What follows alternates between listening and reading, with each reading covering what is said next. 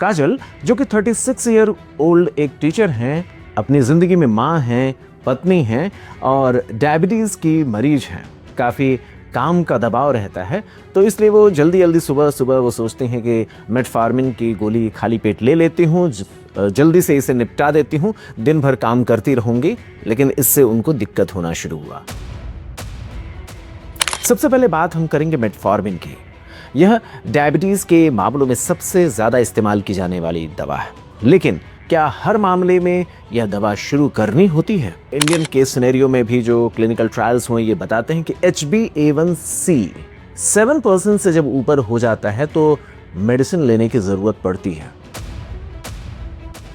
ध्यान रहे, मेटफॉर्मिन काम तभी बेहतर तरीके से करता है जब ये खाने के साथ लिया जाए। यानी आपका खाने का प्लेट लगा हुआ है, आप उसी समय मेटफॉर्मिन को लें और उसके साथ अपने भोजन को शुरू करें।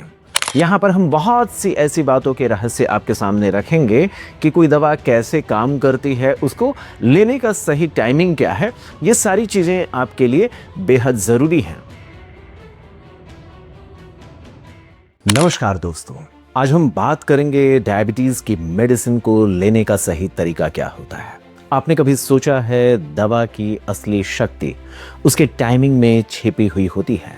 सिर्फ दवाइयों को खाना पर्याप्त नहीं है। सही दवा सही समय पर और सही तरीके से लेना, इन तीनों बातों का जब आप ध्यान रखेंगे तभी आप डायबिटीज को जड़ से नियंत्रित कर पाएंगे।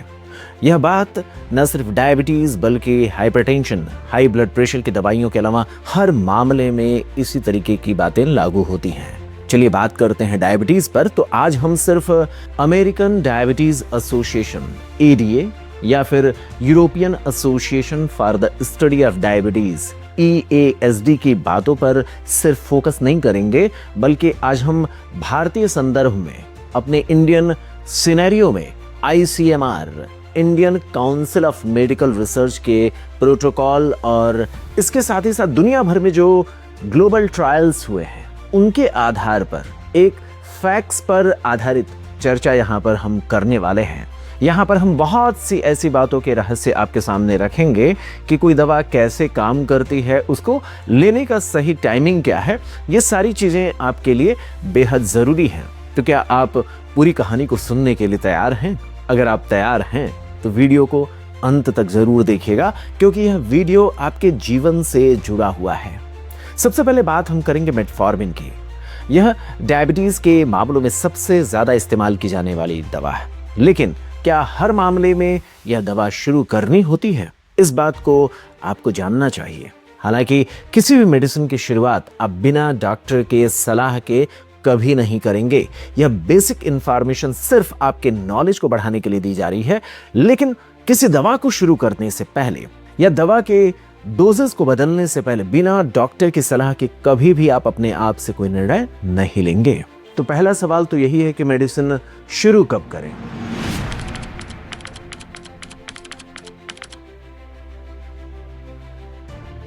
तो दुनिया भर में जो रिसर्च हुए हैं, जो इंडियन केस सिनेरियो में भी जो क्लिनिकल ट्रायल्स हुए, ये बताते हैं कि HbA1c 7% से जब ऊपर हो जाता है तो मेडिसिन लेने की जरूरत पड़ती है।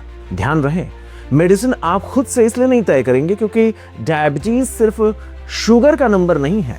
यह आपके लक्षणों की गंभीरता और भविष्य के जटिलताओं का सवाल है।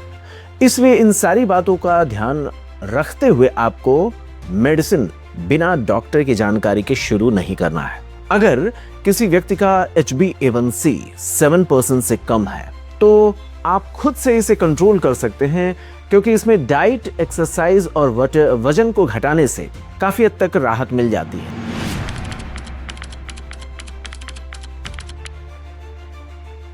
लेकिन अगर HbA1c 7% से ऊपर निकल गया तो दुनिया भर में हुए रिसर्च यह बताते हैं कि अब आपको दवा शुरू करनी ही होगी। चाहे ADA का रिकमेंडेशन हो या फिर ICMR की बातें हों, इसमें मेटफॉर्मिन पहली दवा होती है। अगर कोई कॉन्ट्रा इंडिकेशन नहीं है तो इस दवा को हमें शुरू कर देना चाहिए। आपको पता होना चाहिए कि ये सभी दवाइयां जब आप शुरू करते हैं तो इसमें डॉक्टर अपने नॉलेज के हिसाब से 7% से लेकर के जैसे जैसे HbA1c का लेवल बढ़ता जाएगा उस हिसाब से दवाइयों के लेवल को वो तय करते हैं। तो आप अपने हिसाब से दवाइयां नहीं करेंगे, क्योंकि कई बार ऐसा होता है कि अगर मेटफॉर्मिन से राहत नहीं मिला तो 2 या 3 दवाइयों की कॉम्प्रिहेंसिव थेरेपी या फिर इंसुलिन भी देने की जरूरत पड़ती है, जो आपके कंडीशन के हिसाब से डॉक्टर्स तय करते हैं।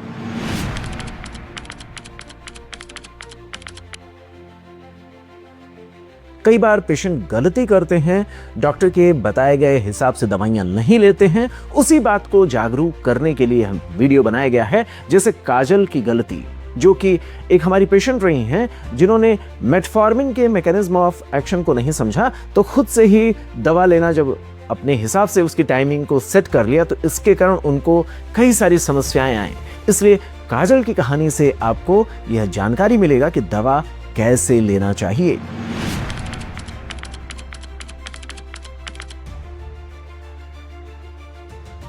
काजल की गलती के भीतर ही मेटफॉर्मिन के रहस्य छिपे हुए हैं।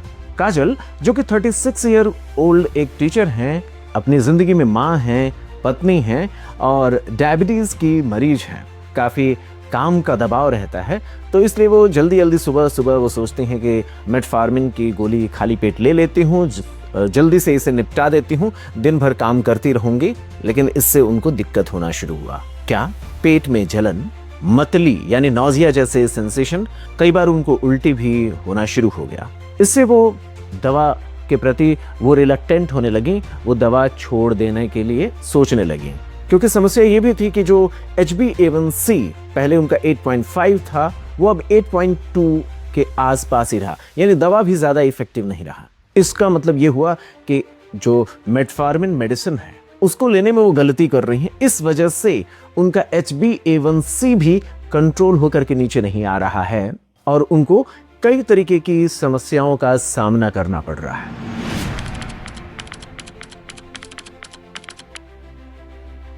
इसका मतलब यह है कि जो मेटफॉर्मिन की दवा है उसको लेने का सही टाइमिंग आपको चुनना होगा।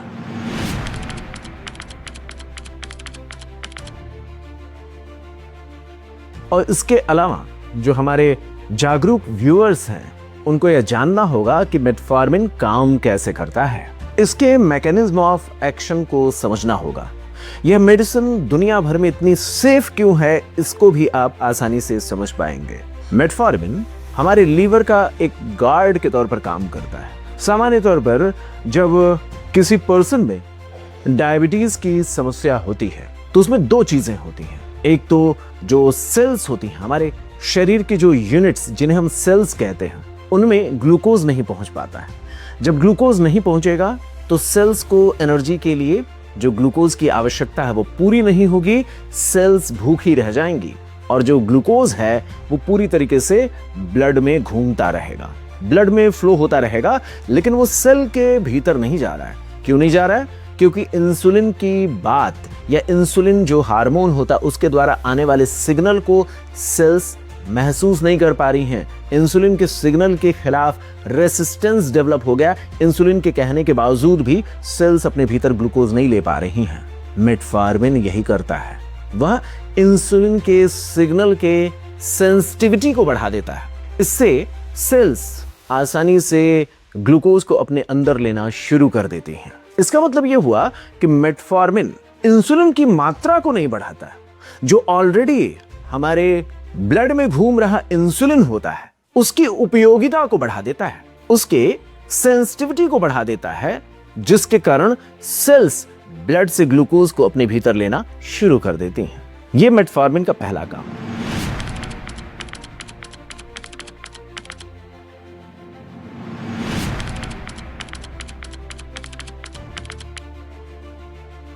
दूसरा काम, सामान्य तौर पर जब सेल्स में ग्लूकोज नहीं पहुंचता है, इंसुलिन की बात नहीं मानी जाती है, इंसुलिन का रेसिस्टेंस जब डेवलप हो जाता है तो सेल्स भूखी रहने लगती हैं। तो लीवर को सिग्नल पहुंचता है, तो लीवर इस प्रयास में कि सारे सेल्स भूखे रह रहे हैं, लीवर नए नए सोर्सेस से ग्लूकोज बनाना शुरू कर देता है। जैसे वो फैट के सोर्सेस से, प्रोटीन के सोर्सेस से तोड़ तोड़ करके नए ग्लूकोज बनाने की कोशिश करता है। इस जो मुख्य समस्या है वो हल नहीं होती है। ब्लड में और ज्यादा ग्लूकोज जाता है और सेल्स को फिर भी ग्लूकोज नहीं पहुंच पाता है। तो मेटफॉर्मिन क्या करता है? सबसे पहले कहता है कि हमारे शरीर में जो लीवर को कहता है कि आप अनावश्यक ग्लूकोज मत बनाइए, नए नए सोर्सेस से ग्लूकोज मत बनाइए, और ब्लड में घूम रहे ग्लूकोज जो ऑलरेडी बहुत ही पर्याप्त मात्रा में है, वो इंसुलिन के एक्शन के सही तरीके से ना हो पाने की वजह से सेल में नहीं पहुंच पा रहे हैं, तो उनको पहुंचने का मौका देता है मेटफॉर्मिन।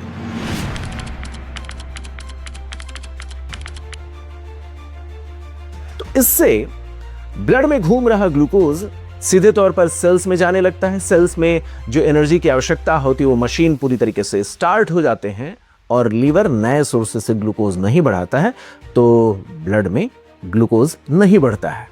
इसका मतलब यह है कि मेटफॉर्मिन लीवर को रात भर जो एक्स्ट्रा शुगर बनाने की कोशिश की जाती है नए नए सोर्सेस से, उसको बनाने से रोकता है, और हमारे जो सेल्स होती हैं उनको इंसुलिन के प्रति ज्यादा सेंसिटिव बना देता है ताकि वो अपने भीतर शुगर को तेजी से ले सकें।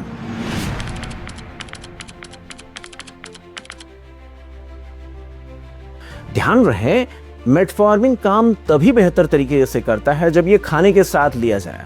यानी आपका खाने का प्लेट लगा हुआ है, आप उसी समय मेटफॉर्मिन को लें और उसके साथ अपने भोजन को शुरू करें।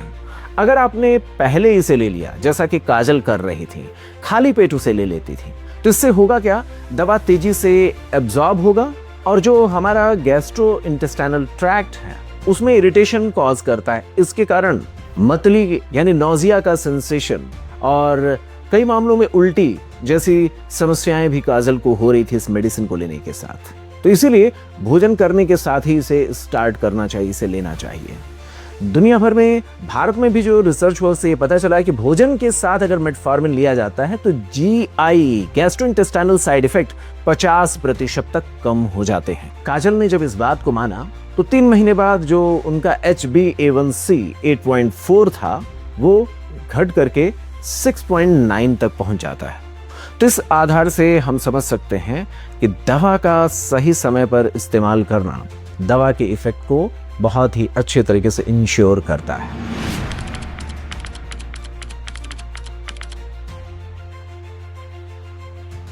हम डायबिटीज के हर एक दवा पर आपके साथ आगे चर्चा करते रहेंगे, तो इसलिए आप हमारी पूरी सीरीज को देखिएगा।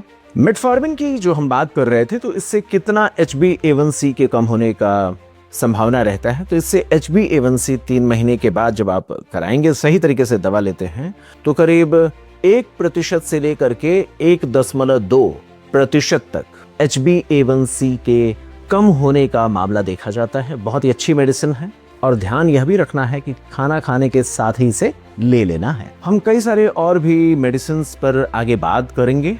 ग्लूमिप्राइड जैसे जो मेडिकेशंस हैं या DPP-4 इनहिबिटर जो मेडिकेशंस हैं, इंसुलिन के जो इंजेक्शंस हैं, उनको कैसे लेना चाहिए, उसका सही तरीका क्या है, इन सारी चीज़ों पर बात करेंगे। चूंकि वीडियो बहुत लंबी हो जाएगी इसलिए यहीं पर हमें रुकना पड़ रहा है। छोटे छोटे पार्ट्स में से डिवाइड करके आपको हम जागरूक करते रहेंगे। आप हमारे साथ जुड़े रहिएगा, वीडियो में बने रहिएगा। नमस्कार।